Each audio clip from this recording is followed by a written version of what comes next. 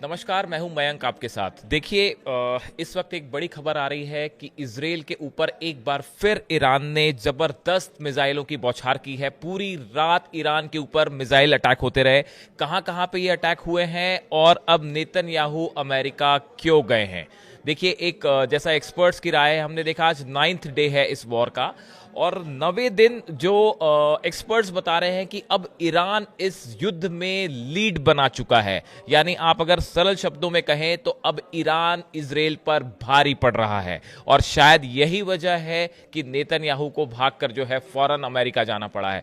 देखिए, जिस तरह से लड़ाई जब शुरू हुई थी, शुरुआती 2 दिनों में हमने देखा था कि ईरान को बड़ा नुकसान हुआ, उनके काफी कमांडर्स जो है वो उनकी शहादत हुई इस हमले के बाद। लेकिन उसके बाद पिछले 5 दिनों में जिस तरह से ईरान ने बड़े हमले किए हैं इजराइल के ऊपर, उससे बड़ी तबाही हुई है इजराइल में। और अब हालात ये हैं कि ईरान जो है वो इजराइल से इस युद्ध में कहीं आगे निकल चुका है, भारी पड़ रहा है इजराइल के ऊपर। देखिए, पहले हम हमलों की बात कर लें, उसके बाद नेतन्याहू की बात करते हैं। कल जैसा बताया जा रहा है कि तेल अवीव पर एक बार फिर ईरान ने अपनी सुपरसोनिक मिसाइल से अटैक किया है। अब देखिए, जो मिसाइल्स हमले हो रहे हैं, कल हमने अपने वीडियो में बताया था कि वो फतेह मिसाइल से हो रहे हैं, गदर से हो रहे हैं। ये 2 मिसाइल्स ऐसी हैं जिनसे सबसे ज्यादा नुकसान तेल अवीव में देखने को मिल रहा है। इसके अलावा देखिए, आईडीएफ की तरफ से कहा गया है कि जो इजराइल का अजोर शहर है, वहां पे करीब 20 बैलिस्टिक मिसाइल से हमला किया है ईरान ने पिछले 24 घंटे के अंदर। और इससे इस शहर में जो है बड़ी तबाही हुई है। और एक बड़ी गौर करने वाली बात जो निकल के सामने आई है वो ये है कि ऐसा आईडीएफ का, इजरायली सेना का कहना है कि ईरान की तरफ से जो मिसाइल्स अजोर पर गिरी हैं, इनमें जो वॉरहेड्स थे ये क्लस्टर बम की तरह थे। मतलब ये कह रही है इजराइल की फोर्सेस, ये कह रही है कि अजोर में जो बड़ा नुकसान हुआ है इजराइल को ईरान की मिसाइल से, उसकी एक बड़ी वजह ये थी कि जो मिसाइल थी उस मिसाइल के ऊपर क्लस्टर बम को वॉरहेड की तरह लगाया गया था। अब ये क्लस्टर बम क्या होता है, आपको ये समझना पड़ेगा कि कैसे इससे नुकसान होता है। कि अगर आपने किसी मिसाइल के ऊपर या किसी ड्रोन से अगर क्लस्टर बम लॉन्च कर दिया, एक क्लस्टर बम के अंदर एक बड़ा सा बम, आप आसान भाषा में समझिए, उसमें कई छोटे छोटे बम होते हैं जिनकी संख्या 100 तक हो सकती है। और जमीन से कुछ ही ऊपर जैसे ही ये मिसाइल ब्लास्ट करता है, ये छोटे छोटे बम अलग दिशा में जाके ब्लास्ट करते हैं। और कई बार तो ये होता है कि ये बम फटते नहीं है और कई दिनों तक जमीन में दबे रहेंगे और कई दिनों बाद इसमें ब्लास्ट हो जाएगा, इसलिए इनको ढूंढ के निकालना भी मुश्किल होता है। आईडीएफ की तरफ से कहा गया है कि अजोर में जो ब्लास्ट हुआ उसमें करीब 8 किलोमीटर के दायरे में ये क्लस्टर बम्स से अटैक किया है ईरान ने।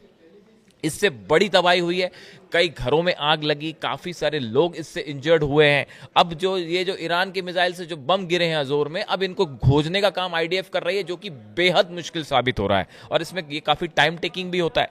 तो देखिए, एक तो तेल अवीव पे हमला हो गया, दूसरा जो है अजोर में जबरदस्त तबाही हुई है। एक बार फिर से बीरशेबा की बात करें, बीरशेबा से अब और तस्वीरें सामने आ रही हैं।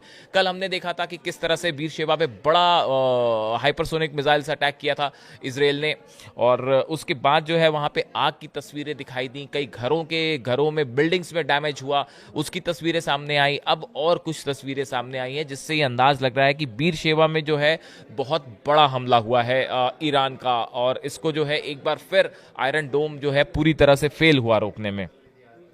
पूरे इजराइल में देखिए सायरन बज रहे हैं अलग अलग शहरों में, और स्कूल बंद हैं, कॉलेज बंद हैं, ऑफिस बंद हैं। पूरा इजराइल इस समय रुका हुआ है। कई सालों बाद आप ये समझिए कि शायद पहली बार ये कह सकते हैं कि इजराइल में इतना बड़ा पैनिक है।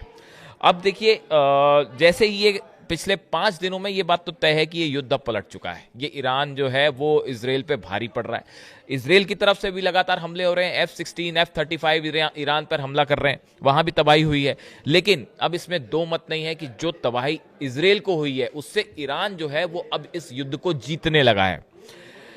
इसी बीच अब साफ खबर आती है कि नेतन्याहू जो हैं वो पहुंच गए हैं अमेरिका, और उन्होंने जेडी वेंस जो हैं उनसे मुलाकात की है, ट्रंप एडमिनिस्ट्रेशन के लोगों से मुलाकात की है, ट्रंप से भी अभी उनकी मुलाकात होनी है। अब साहब, बात यह है कि आखिर एक वॉर के बीच में, वॉर चल रहा है, इतने बड़े हमले हो रहे हैं, नेतन्याहू को अमेरिका जाने की क्या जरूरत पड़ गई? उसकी 2 वजह समझिए।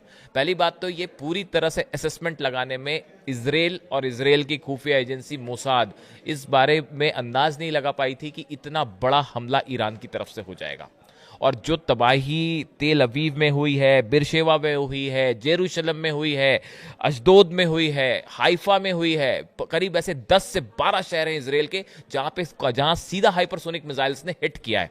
इससे जो नुकसान है, इसको रोकने के लिए जो डिफेंस सिस्टम है उसकी मिसाइल्स जो है वो अब खत्म होने लगी। पहली बात तो बड़ा नुकसान है इसराइल को, यही समझ नहीं पा रहा है इसराइल कि इसको रिस्पॉन्ड कैसा करे। तो अब जो है इसराइल को अमेरिका की मदद की सख्त जरूरत है, वरना ये युद्ध यहां से इसराइल हार भी सकता है। हम बिल्कुल कुछ कई एक्सपर्ट्स ऐसा बता रहे हैं कि अगर ये युद्ध लंबा चलता है और अगर अमेरिका मदद को नहीं आया तो हो सकता है कि इसराइल में और बड़ी तबाही हो या इसराइल युद्ध हार भी जाए। ऐसा कई एक्सपर्ट्स जो है अंदेशा जता रहे हैं। तो एक तो मदद चाहिए अमेरिका की, दूसरी जो हमने आयरन डोम की बात की, देखिए 5 इनके डिफेंस सिस्टम है, आयरन डोम है, थार्ड है, पेट्रियट है, ये जितने सिस्टम्स हैं इनके, एरो है, इनके लिए जो डिफेंस मिसाइल्स हैं बताया जा रहा है कि ये 8 से 10 दिन के अंदर का ही मिसाइल्स बची हुई हैं इसराइल के पास।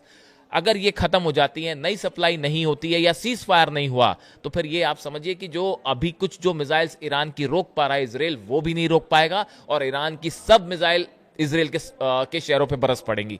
उसके बाद क्या तबाही होगी इसराइल में, उसका अंदाजा लग सकता है। तो अब देखिए फिलहाल जो हालात है उसमें अमेरिका की मदद की जरूरत है, इसलिए नेतन्याहू मदद मांगने के लिए इसराइल गए, अमेरिका गए, इसमें कोई शक नहीं। इसी बीच देखिए ट्रंप का एक बयान आया है, जो फोर्डो न्यूक्लियर प्लांट है, जमीन से काफी नीचे है, उसको अटैक करने में जो है बड़ी मुश्किल है। इसमें देखिए ट्रंप ने कहा है इजराइल के पास बहुत सीमित क्षमता है, वे थोड़ा बहुत नुकसान पहुंचा सकते हैं लेकिन बहुत गहराई तक नहीं जा सकते, उनके पास वह तकनीक नहीं है। अब ट्रंप खुद ये स्वीकार कर रहे हैं कि इसराइल जो है वो फोर्डो जो न्यूक्लियर प्लांट है उसको क्षति नहीं पहुंचा सकता। यानी इसराइल की कमी तो अब खुद ट्रंप स्वीकार कर रहे हैं, खुद ही बता रहे हैं कि भाई इसराइल जो है फोर्डो को नुकसान नहीं पहुंचा सकता। इसी बीच उन्होंने ये भी कहा है कि जब कोई इस युद्ध में इंटरफेरेंस वो करेंगे नहीं करेंगे, ये थोड़ा सा टाइम लेंगे वो डिसाइड करने में कि क्या करना है। तो सीधी मदद इसराइल की करनी है नहीं करनी है, इसमें थोड़ा टाइम लगेगा, लेकिन वो टाइम जो लग रहा है उस बीच तो इसराइल को जबरदस्त